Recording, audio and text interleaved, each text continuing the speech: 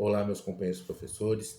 No vídeo de hoje, a gente vai tratar sobre as diretrizes curriculares nacionais voltada para a educação básica.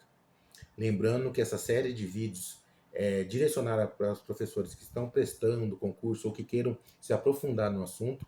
Peço então que deixe seu like, se inscreva no canal, compartilhem com seus amigos que estão nessa caminhada dos concursos ou já estão na escola e precisam de um aperfeiçoamento nessa área. Sem mais enrolação, vamos para o nosso vídeo.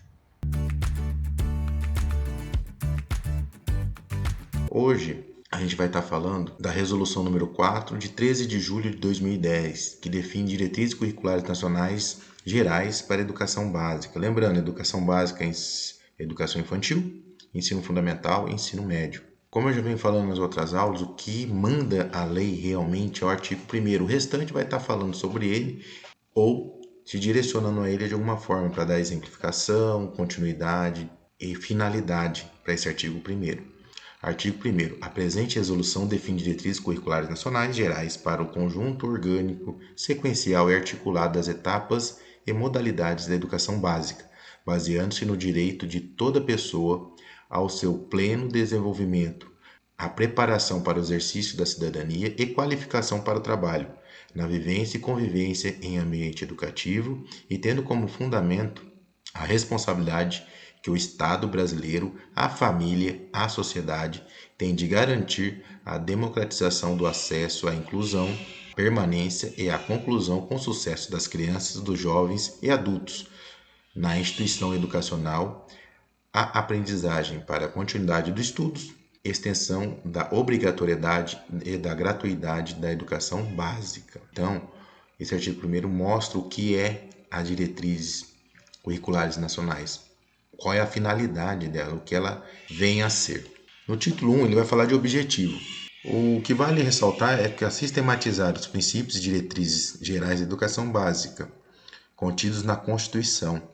Então, os objetivos dessas diretrizes já está vinculado na Constituição. A gente já viu na LDB, a gente já viu na Constituição Nacional.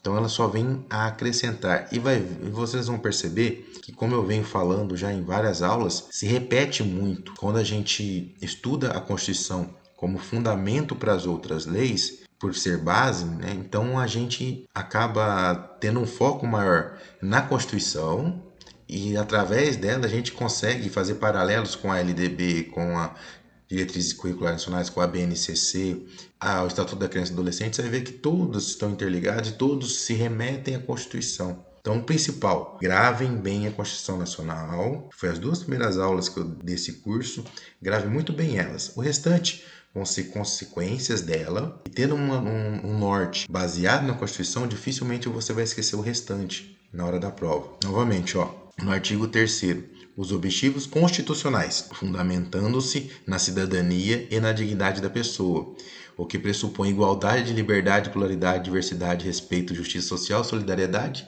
e sustentabilidade. A gente já viu também lá na Constituição. Então, como eu falei, está reescrevendo, reafirmando o que a Constituição manda. Referências conceituais. As bases que dão sustentação ao Projeto Nacional de Educação responsabilizam o poder público, a família, a sociedade e a escola pela garantia de todos os educandos de ensino ministrado de acordo com os princípios de. Aí vai falar os princípios.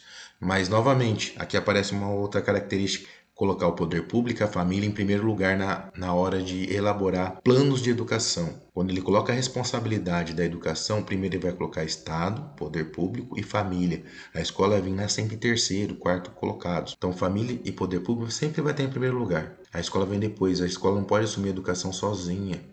A escola precisa da família. Não pode tirar também essa obrigatoriedade da família do Estado. Tá? A gente não pode abraçar o que não é nosso. Na sequência, todos os itens que vão estar falando, a gente já viu isso, LDB, Constituição. Então, não vou ficar me atentando a isso. A gente vai dar seguimento. Pode ver, a igualdade de condições de acesso, inclusão, já vimos, liberdade de aprender, pluralismo de ideias, respeito à liberdade, coexistência de instituição pública e privada, já viu, gratuidade do ensino público, valorização do profissional, gestão democrática, garantia de padrão com qualidade, que ela faz com as provas externas, valorização da experiência extraescolar, vinculação entre educação escolar, trabalho e práticas sociais. A gente já viu isso. Se atente, mas não precisa ficar fissurado nessa parte. A educação básica é direito universal e é alicerce indispensável para o exercício de cidadania, em sua plenitude, da qual depende a possibilidade de conquistar todos os demais direitos. Novamente, ele vai citar lá a Constituição Federal, o Estatuto da Criança e Adolescente, legislação ordinárias e demais dispõem, consagram as prerrogativas do cidadão. Todas elas são prerrogativas, todas elas precedem a qualificação de cidadão. Então, ela está presente também nas diretrizes curriculares nacionais. Título 3. Sistema Nacional de Educação. No artigo 7 ele vai falar que ele vai colaborar a União, Estados e Municípios. Distrito Federal, porque tem papel de Estado no nosso país, né? Ele tem função estatal. E nesse sentido, eles colaboram entre si, organizando desde transporte escolar, alimentação, quanto recursos, redefinição de recursos, organização de orçamento, suplementação quando necessário. A educação básica é um sistema orgânico, sequencial e articulado. Quando ele fala que a educação básica ela é orgânica, um sistema orgânico é um sistema vivo. Então ele pode ter mudanças e adequações de acordo com a necessidade.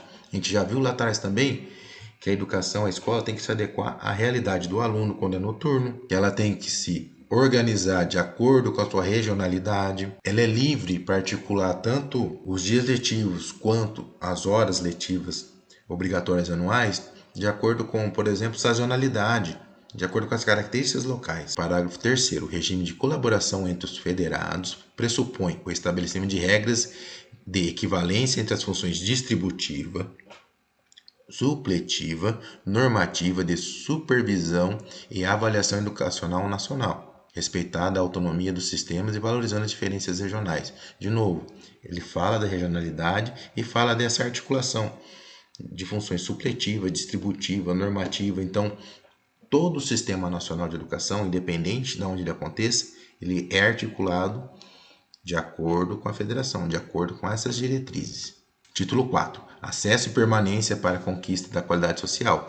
Novamente, forçando e demonstrando que o acesso e a permanência na escola é obrigação. Já está lá na Constituição e aqui se repete.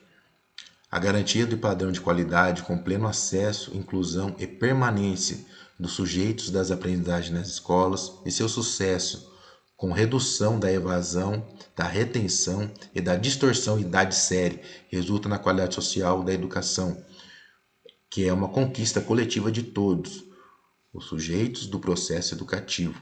Vale frisar aqui que no estado de São Paulo, quando a gente fala de progressão continuada, que foi tema das últimas aulas, ela veio para promover essa diminuição, essa redução da evasão. Porque quando o aluno repetia muitos anos, ele reprovava por várias vezes, consequentemente ele se evadia da escola, ele saía da escola. Houve um acréscimo muito grande de evasão escolar também na nossa atualidade após a pandemia. Houve muita evasão escolar durante e depois. A gente ainda está colhendo muitos resultados negativos dessa pandemia passada. Artigo 9. A educação tem que ser centrada no estudante. E a palavra aqui, estudante, é a palavra correta para a gente estar utilizando nas nossas redações, na nossa organização da prova dissertativa. Quando a gente for tratar do nosso aluninho, como fala um comediante que eu gosto muito, o Diogo, os capirotinhos, a palavra correta para estar se referindo aos alunos é estudante. Então, quando a gente for fazer a nossa prova dissertativa, se atentem a isso, coloca estudante quando você for referir a aluno. Consideração sobre inclusão, valorização das diferenças, atendimento à pluralidade e diversidade cultural. Projeto político-pedagógico também é importante na organização da qualidade social, porque todos têm que estar presentes na organização do projeto político-pedagógico, professor, aluno, equipe gestoras, pais. Interrelação entre organização e currículo, a gente já falou do projeto pedagógico, então essa relação da organização curricular também, parâmetro para qualidade social. Preparação dos profissionais da educação, concursos, a gente sempre tem cursos preparatórios, tem OTs, que é orientação técnica na diretoria de ensino. Os responsáveis de cada área na diretoria de ensino fazem presencialmente acompanhamento de aula, orientação sobre essa prática docente, a gestão em sala de aula. Então a gente sempre tem suporte na parte de formação de profissionais de educação, tanto professores como equipe gestora, coordenação, de modo geral. A gente tem muito apoio com relação a isso. Integração dos profissionais da educação, estudantes e família. Isso já falou lá na LDB, já falou na Constituição. Essa articulação é importantíssima entre escola e família. Acontece muito reunião de pais, busca ativa, gestão democrática, quando a gente traz os pais para estar atuando nos conselhos de escola, valorização dos profissionais da educação com programa de formação continuada, critérios de acesso, permanência e remuneração compatível com a jornada de trabalho definida em projeto político-pedagógico. A remuneração ela é definida já pelo plano de carreira nacional, né? O plano de carreira do professor. Essa remuneração compatível ela já é definida pelo Piso Nacional da Educação. Todo ano tem a reestruturação do piso nacional por obrigação, isso é lei federal. Todos que vêm abaixo, federação, estado e município, têm que cumprir essa regra do piso nacional de educação. E a última aqui, o inciso 9, que vai tratar que a escola pode se articular com outras organizações voltadas para a educação, tais como tecnologia, ciência, esporte, turismo, cultura.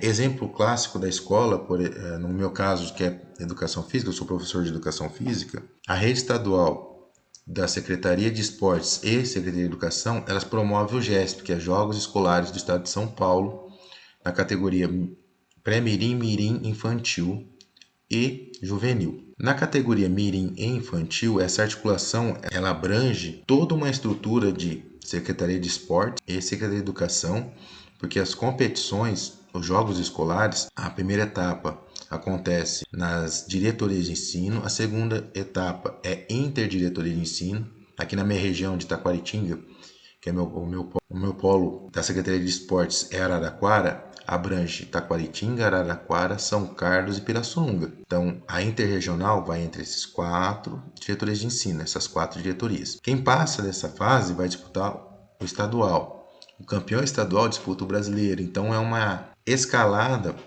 que demanda toda uma articulação dos responsáveis pelo esporte, dos responsáveis pela educação, do responsável pelo transporte dessa meninada, dos estudantes, das famílias. Então, é extremamente articulado entre todos os órgãos responsáveis.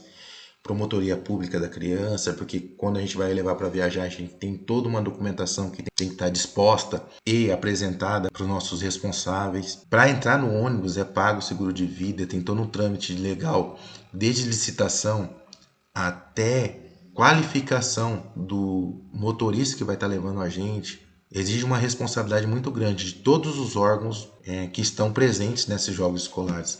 No artigo 10, exigência legal de definição de padrões mínimos de qualidade de educação. Esses parâmetros mínimos eles são estipulados a cada 10 anos e com metas. Lembra que eu falei que meta é número? Então, meta, sempre que a gente for falar em meta, sempre que a gente for organizar alguma coisa e demonstrar a meta, a gente tem que colocar algum número nela. E no caso do estado de São Paulo, tanto no Saresp como na Prova Paulista e no Brasil, com o Saeb, eles definem o patamar que ele quer alcançar com a tal escola, com a tal diretoria, com o tal município, com o tal Brasil, com o estado. Qual é a meta, qual é o parâmetro que ele tem que atingir no próximo ano. Nesse artigo 10 ainda, quando fala de padrão mínimo de qualidade de educação, o inciso 1, 2 e 3, a relevância deles não interfere, porque eles são importantes, mas a gente já falou. Os princípios e finalidade da educação, já falamos, a relevância do projeto polipedagógico, a importância dele a gente já tratou que tem que ser de forma democrática, a riqueza da valorização das diferenças manifestadas pelo sujeito do processo educativo, em seus diversos segmentos, respeitando o tempo e o contexto social, respeitando a individualidade do aluno e o contexto regional, a gente já viu isso também. O que tem de novo aqui no artigo 10 é padrão mínimo de qualidade, custo aluno, qualidade inicial, CAQI. É o custo por aluno por ano. Hoje está na faixa de R$ 3.700 por aluno. Há um prospecto nacional que tende a elevar esse valor até R$ 7.500. Se ele conseguir esse investimento para o aluno, para essa qualidade mínima de investimento, para que o aluno consiga padrões europeus de qualidade de aula, qualidade de educação. Então, se ele conseguir direcionar esses 7.500 sem nenhum tipo de desvio para o aluno, a gente vai ter um padrão de excelência na educação. Título 5. A organização curricular, conceitos, limites, possibilidades. Artigo 11. A escola de educação básica é espaço em que se ressignifica recicria a cultura herdada, reconstituindo-se as identidades culturais, em que se aprende a valorizar as raízes próprias das diferentes regiões do país. Tem alguma coisa diferente do que a gente já viu? Não. Regionalidade do país, a importância da educação. Estamos reafirmando o que a gente já está vendo desde sempre nesse curso. Artigo 12. Cabe aos sistemas educacionais, em geral, definir o programa de escolas de tempo parcial diurno, matutino ou vespertino, ou seja, de manhã ou à tarde. Tempo parcial noturno. A aula do noturno tem especificidades, tanto em relação à clientela, os alunos, os estudantes daquele período, quanto na articulação do tempo. Tempo integral, turno e contraturno, ou turno único com jornada escolar de 7 horas no mínimo durante o período letivo. Aqui no estado de São Paulo, a gente tem as escolas do programa de ensino integral, as PEIs. Elas têm de 7 horas e de 9 horas. Eu trabalho numa PEI de 9 horas. Parágrafo 2º. A jornada em tempo integral com qualidade implica a necessidade de incorporação efetiva e orgânica no currículo de atividades e estudos, pedagogicamente planejados e acompanhados.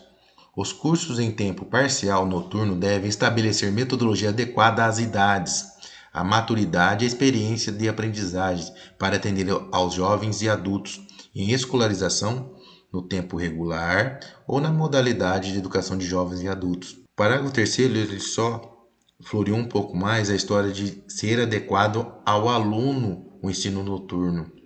Ele fala de jovens e adultos porque não tem noturno para crianças. O noturno ele é liberado a partir de que o aluno apresente um atestado de trabalho.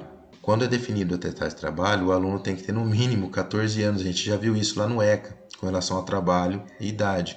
Mas o mais comum é que o aluno só ingresse no ensino noturno com 16, quando ele pode atuar como menor aprendiz. Nesse capítulo 1, vai estar falando para a organização desse currículo, como é que vai ser as formas de organização. O currículo, as diretrizes que vão nortear o currículo, elas são um conjunto de valores e práticas, identidades socioculturais para os educandos, para os nossos estudantes. Então, nesse sentido, o currículo deve difundir valores fundamentais para o interesse social, direitos e deveres do cidadão, orientar para o trabalho, promoção de práticas educativas formais e não formais. Ainda, os saberes dos estudantes com os conhecimentos historicamente acumulados, contribuindo para construir uma identidade dos próprios educandos.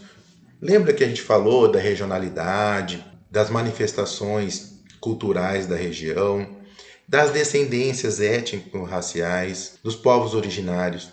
Então, tudo isso envolve a organização do curricular. Tudo isso envolve as formas de trabalhar na escola, as formas de atuar na escola. No parágrafo 3º, fala a organização e o percurso formativo aberto e contextualizado. Sempre a gente vai ver na escola diretrizes para contextualização. O que quer dizer isso? Pôr na prática aquilo que a gente aprende na teoria. Eu tinha um professor na faculdade que falava: toda teoria é burra quando a gente não consegue pôr em prática. Se a gente não vê motivação ou função para aquilo que a gente está estudando, a gente não vai ter interesse em ver aquilo.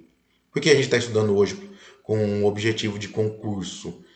Né? A gente tem um objetivo, então a gente tem um interesse maior em aprender isso. Então esse conteúdo gera interesse quando tem finalidade.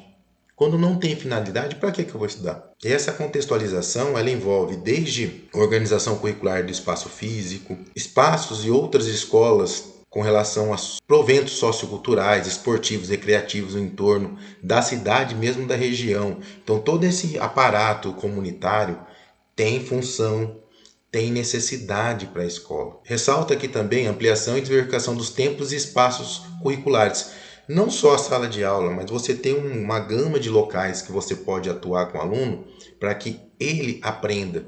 Não necessariamente dentro da sala de aula, aquele quadradinho lá de fileira, professor na frente da lousa.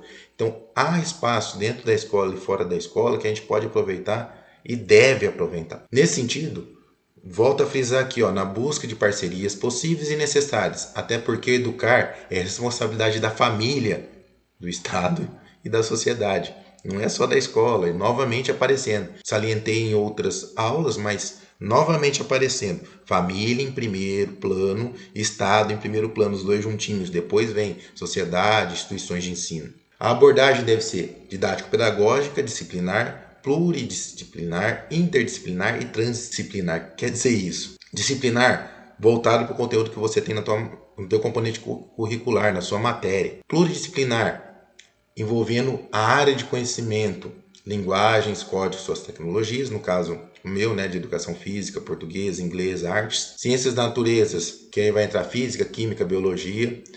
Exatas, matemática. Humanas, sociologia, história, geografia e assim por diante.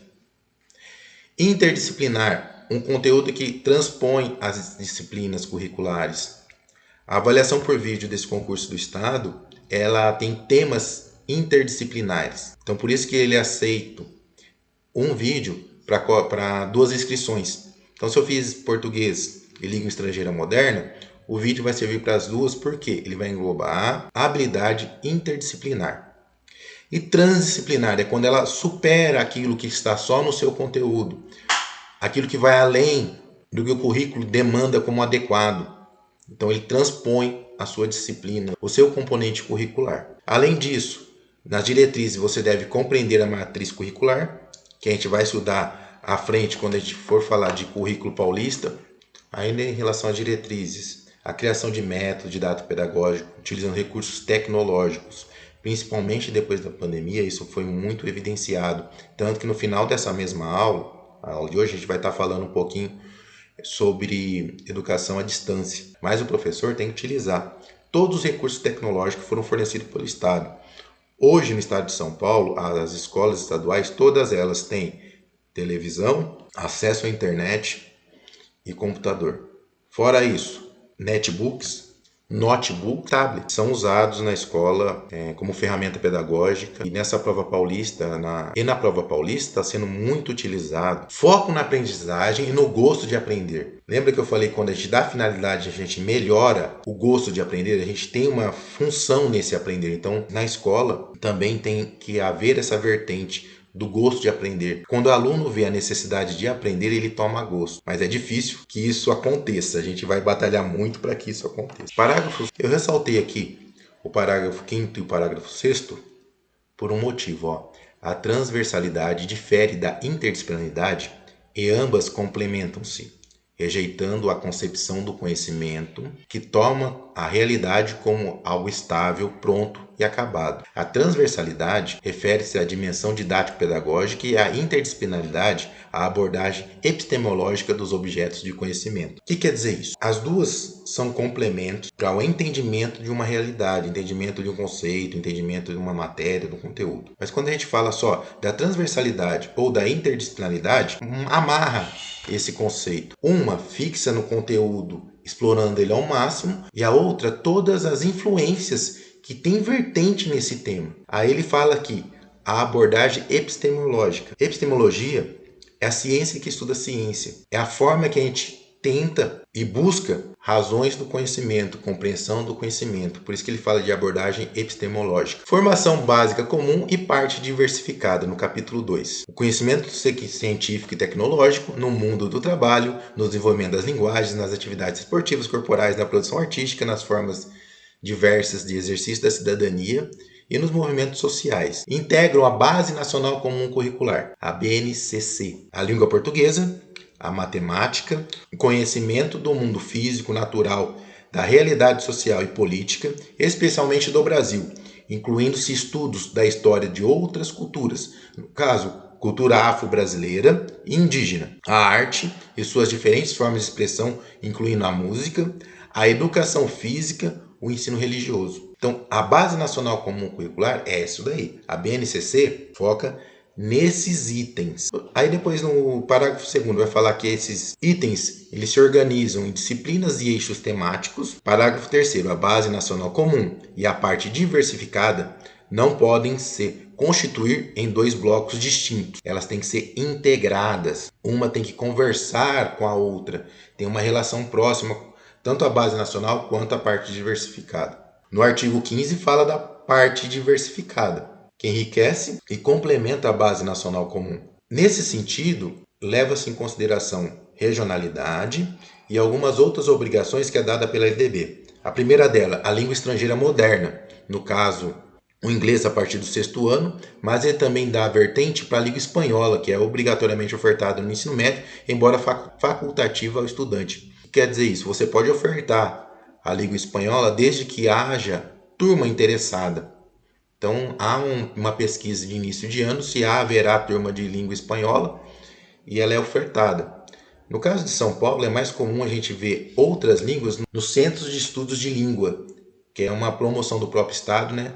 E são chamados CELS. No CELS você tem as outras línguas que não o inglês. No próprio concurso, a gente tem a língua estrangeira moderna baseada em inglês, espanhol, mandarim, alemão, francês. No artigo 16 ele vai falar da LDB, que ela também obriga que se tenha educação ao trânsito, meio ambiente e as condições e direitos do idoso.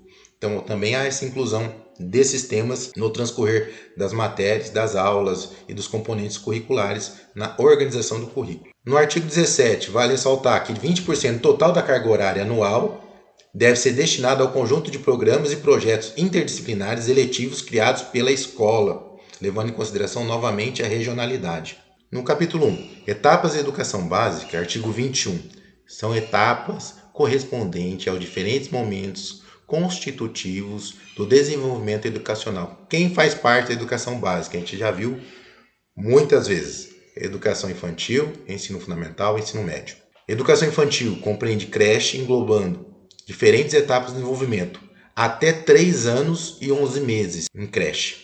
A partir de 4 anos, pré-escola, quando começa a ser obrigatório o ensino.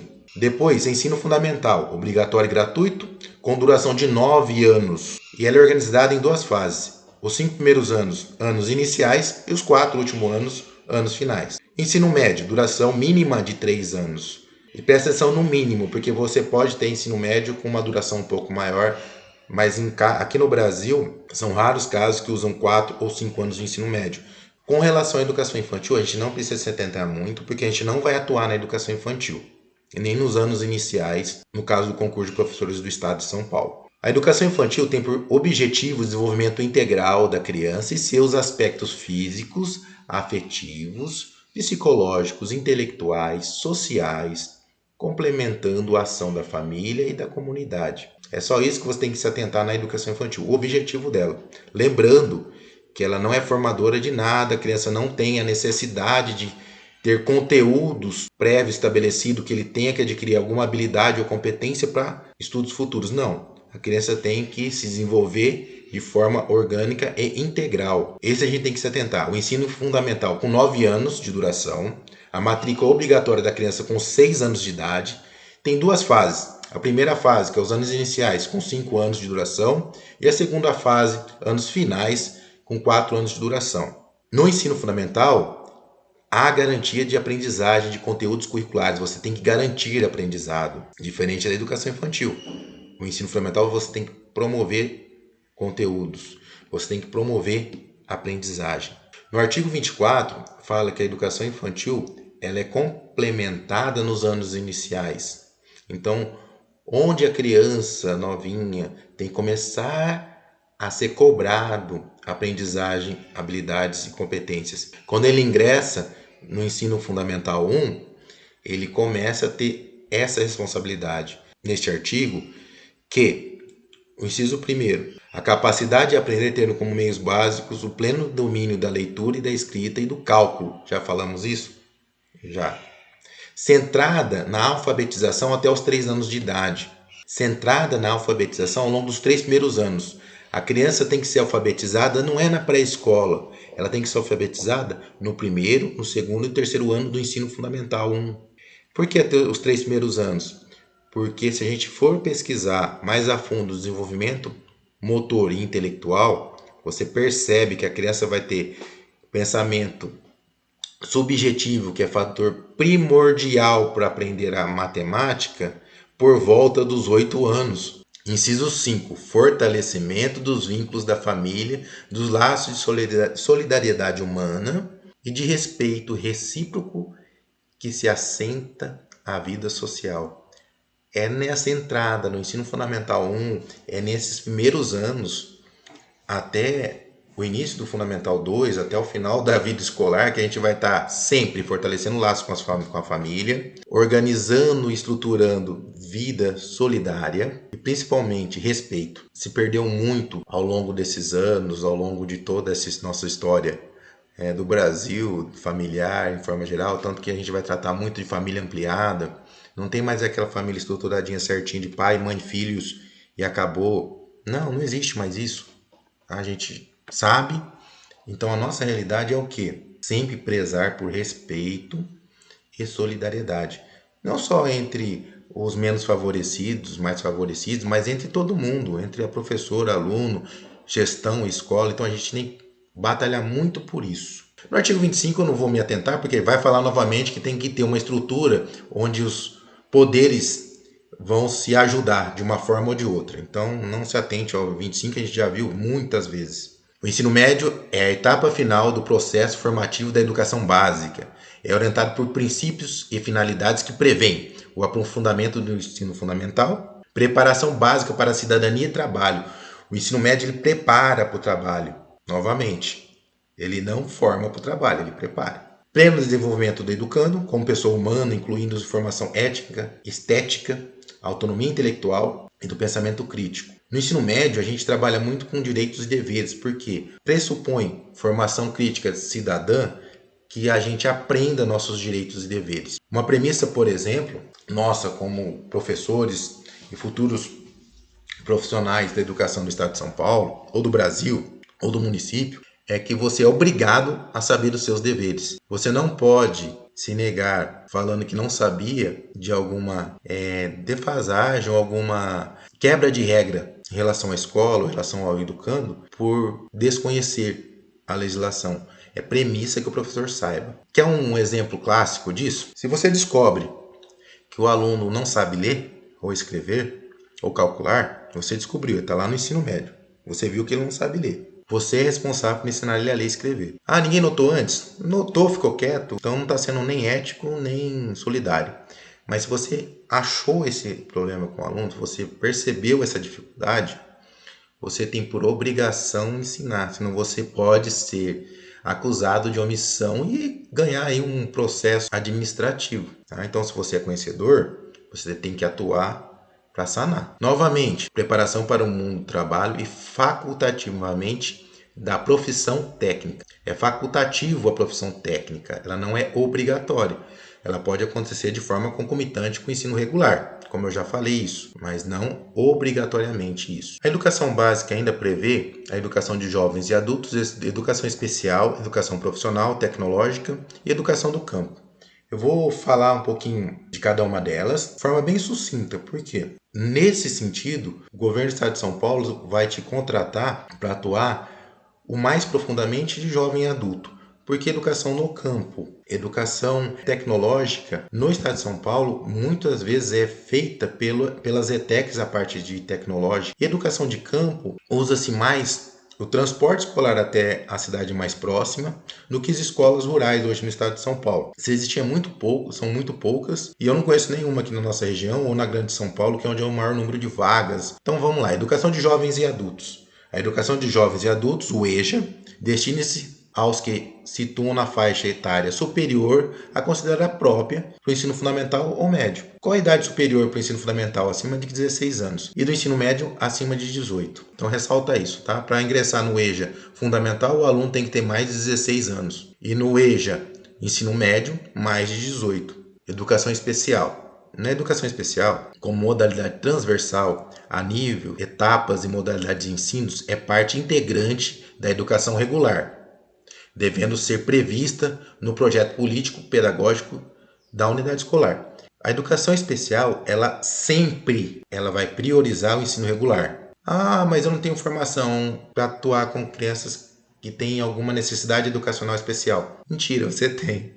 Se você teve pedagogia da educação, sociologia da educação na sua formação, e você teve porque você é licenciado, você está apto a atuar com essas crianças. Então, todo professor em sala de aula tem condições de atuar com crianças com necessidades educacionais especiais. Não precisa ser o professor de AE, que vai ter contratado vários pelo Estado, mas não necessariamente ele tem que trabalhar exclusivamente com esse atendimento educacional especializado. Na sequência vai falar isso. Os sistemas de ensino devem matricular os estudantes com deficiências, transtornos globais de desenvolvimento e altas habilidades de superdotação nas classes comuns do ensino regular e no atendimento educacional especializado. Visa sempre, fixa isso no ensino regular. Novamente no parágrafo 3º, a efetivação da participação dos estudantes no ensino regular. Força de novo, ele frisa de novo. Formação de professores para a AE. Há contratação de especialistas, como vai ser nesse concurso, como haverá contratação de especialista, mas há uma formação também dos professores que estão atuando no ensino regular para atendimento educacional especializado. A formação contínua, a gente vai ver mais vezes durante o curso, mais vezes aqui também nessa aula, ela é premissa de valorização profissional. Educação profissional e tecnológica a gente não precisa estudar, não cai porque a gente não vai atuar nessa vertente. A educação básica do campo. A educação básica do campo a gente tem que levar só em consideração o que a gente já viu na LDB, o que a gente já viu na Constituição.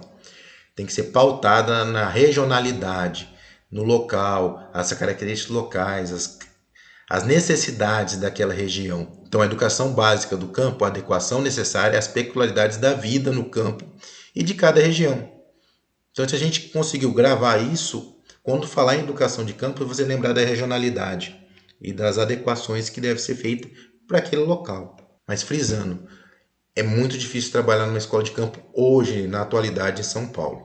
A mesma coisa acontece na educação escolar indígena. A educação escolar indígena, as quais têm uma regularidade singular, requerendo pedagogia própria em respeito à especificidade étnico-racial de cada povo ou comunidade e formação específica do seu quadro docente, observando os princípios constitucionais, a base nacional comum e os princípios que orientam a educação básica brasileira. No ensino da educação indígena, também, se a gente for pensar em Constituição, tem que ser regulada as peculiaridades locais. Se tem que se adequar dessa forma, o professor e quem vai atuar na educação indígena, até na língua indígena como segunda língua, tem que ser especializado naquilo, tem que ser formado para aquilo. Então, há uma estrutura, tem que haver uma estrutura voltada para a adequação do professor, para a formação dos docentes que vão atuar nesta educação. Como eu tinha falado para vocês também, da educação à distância. Ela foi muito utilizada na pandemia, hoje não se usa tanto, mas algumas escolas, principalmente de ensino noturno, que eu vi extensão do ensino noturno, priorizou essa modalidade de ensino.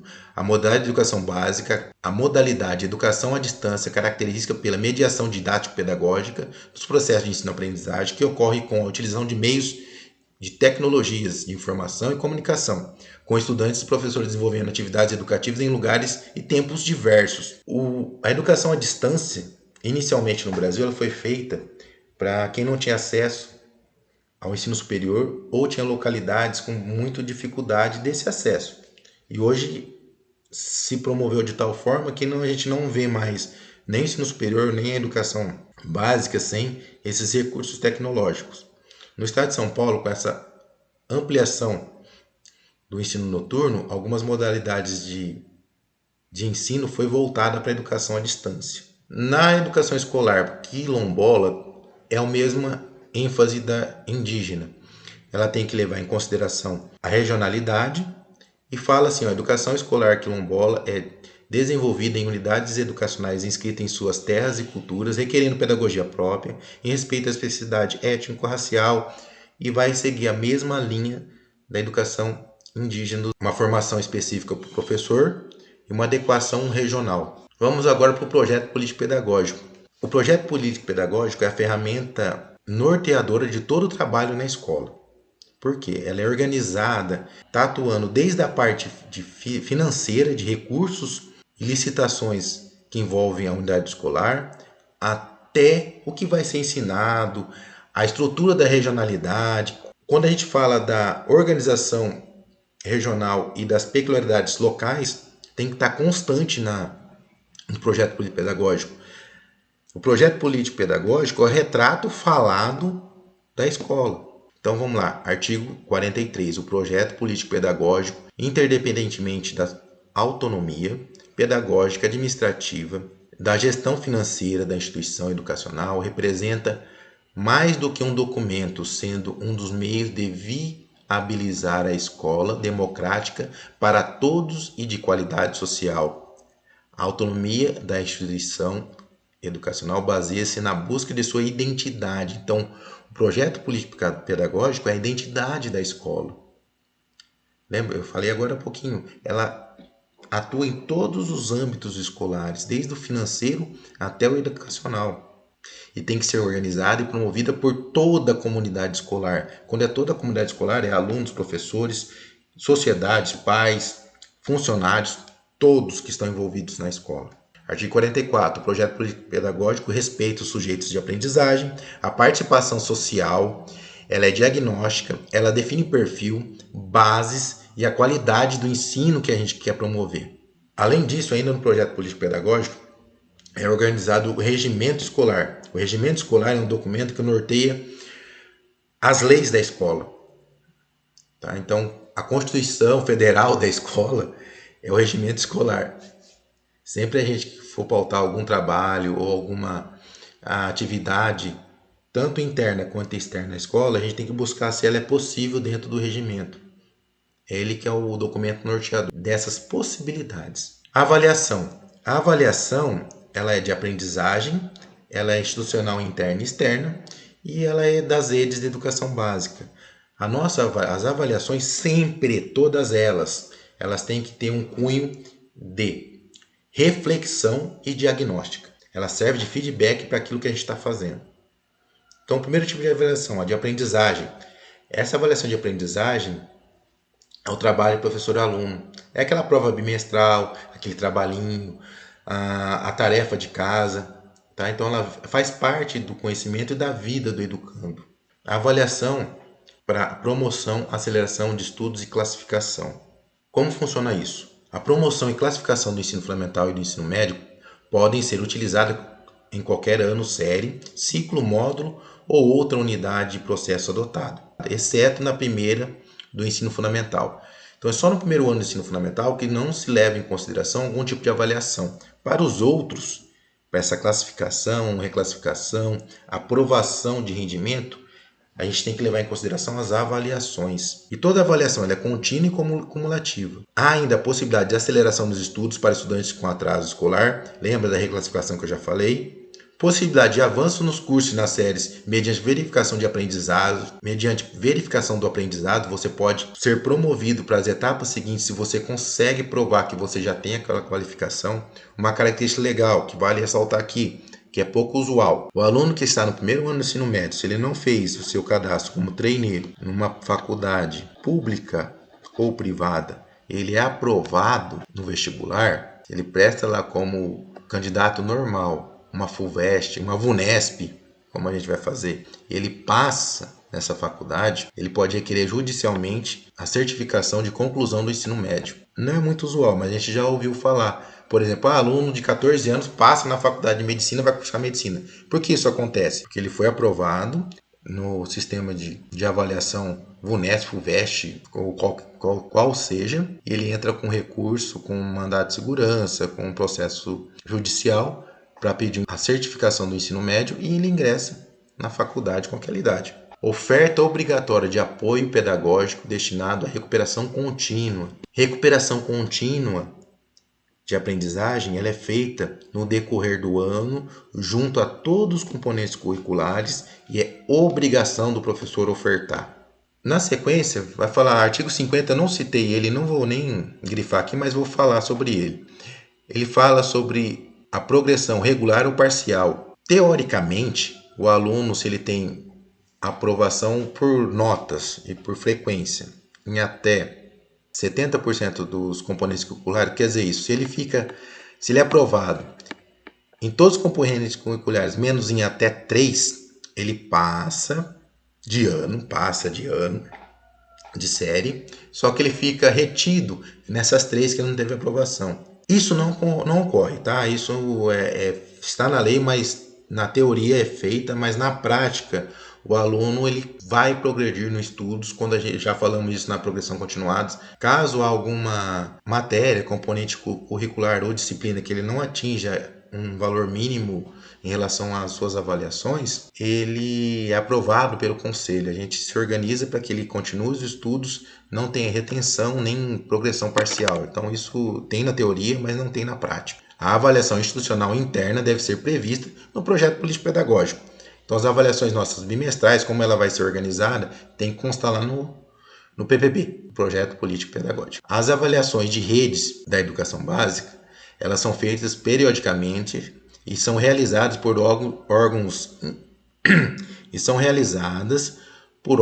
externos à escola. São as avaliações externas. Quais são elas hoje que atuam no estado de São Paulo, que atuam aqui na nossa realidade? É o SARESP e o SAEB. O SARESP de responsabilidade do governo estadual, realizado todos os anos, e o SAEB a cada 2 anos, realizado pelo governo federal. Gestão democrática da escola. É pressuposto da organização do trabalho pedagógico e da gestão da escola conceber a organização e a gestão das pessoas, do espaço, dos processos e procedimentos que viabilizam o trabalho expresso no projeto político-pedagógico e nos planos da escola, condições de trabalho definidas pelas instâncias colegiadas. Instâncias colegiadas, eu deixei ela grifada, sublinhada de outra cor, porque a gente vai tratar especificamente dela mais à frente no curso, mas quais fazem parte das instâncias colegiadas da unidade escolar? Conselho de escola, associação de pais e mestres e grêmio estudantil. Quando a gente fala de processo democrático na escola, essas 3 vertentes dos colegiados escolares são presentes e são efetivadas na Constituição dessa forma. É obrigação a gestão democrática no ensino público, é obrigatório, é mandado que se tenha. Ela só é gerida dessa forma, a gestão dela só acontece nessas instâncias. Artigo 55. A gestão democrática constitui-se em instrumento de horizontalização das relações e da vivência e convivência colegiada. É uma forma de distribuir poder, não centralizar só no diretor. O diretor não pode ser ele manda e os outros obedecem, não. É toda uma estrutura para toda decisão que seja tomada na escola seja de forma democrática. O professor é a formação inicial e continuada.